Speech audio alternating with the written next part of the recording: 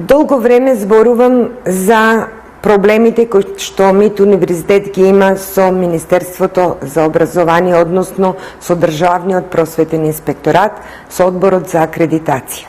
Тоа го објавив и во портал, вашиот портал, во кој што директно го посочив дека виновник за недобивање на акредитацијата од Одборот за акредитација и евалуација на факултетите за дентална медицина,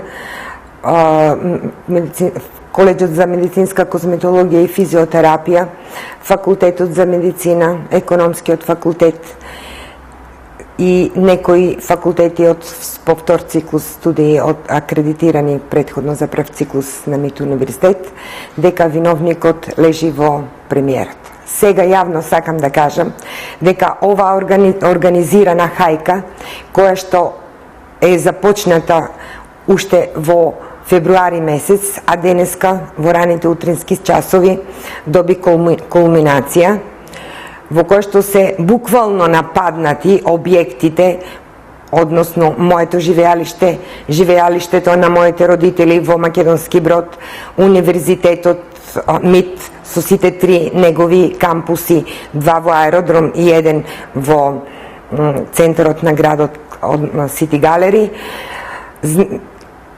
Се гледа дека оваа акција се спремала, а од слушањето меѓу вработените во Министерството за внатрешни работи, дека во 4 сатот сабајле биле повикани, дека се води неописливо тешка и лоша хајка кон нас. Би сакала да кажам дека актерите се више познати. Познати се, меѓу нив е актерот и заменик министерот за внатрешни работи, до вчерашниот вработен на МИТ универзитет, кој работеше на МИТ од 2011 до 2016 година. Ако господинот Оливер Андонов, кој што ни испрати првата инспекција на МИТ универзитет, смета дека МИТ универзитет работел неправилно и несоодветно, односно противзаконски, тој е заедно со нас исто виновник за незаконското и неправилното работење. Значи, 5 години да работиш на МИТ универзитет, а да молчеш, си соучесник во сите злодела кои што сега сакаш да ги наметниш на нас, кон нас. Значи, се обраќам лично до него, поздравувајќи го за сите сегашни и идни действија кои што ги спрема. Но јас секогаш кажувам дека ниту сум се плашела, ниту ќе се плаша. Сум работела според законските нормативи, сум барала акредитација за факултети за кои што одамна требаше да ги добијам акредитациите, уште во 2014 година. Условите на сите се познати. Тука се дошле многу на познати професори и од Македонија и надвори од светот, виделе со какви услови работеме, меѓутоа се штитат лични интереси. И уште нешто би сакала да кажам. Со сета почит кон судството, кон обвинителството.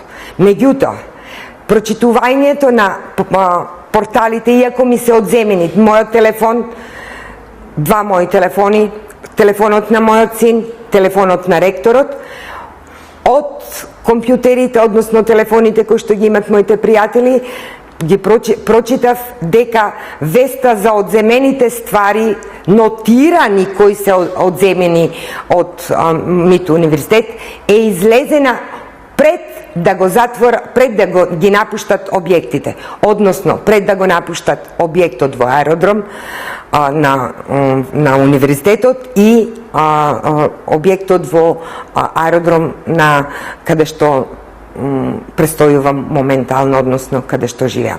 Што значи, ова покажува координирана акција меѓу порталите, односно известувачите на МВР и на власта и на обвинителството.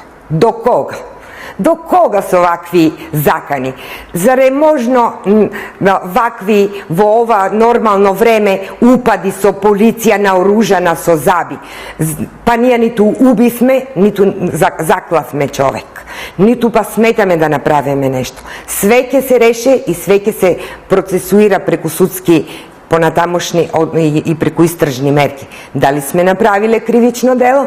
Da li za to krivično delo treba da odgovarame? I da li ќе сносиме понатака последици за сите тие действија кои што ги имат пред време уште најавени одредени медиуми.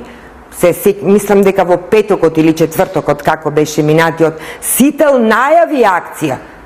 Дали Сител, дали 24 прес се потпароли на јавното обвинителство и на Министерството за внатрешни работи, би сакала да праша. Ако се, ова е нашата држава, ова е нашата демократија, ова е нашата правда и се гледам на сликите во Сител, како стоа сликана со двете обвинителки, Катица Јанева и обвинителката Фетај. Се гордеам што сум до нив, а не до Латис. Затоа што со таков не би сакала ни да разговарам.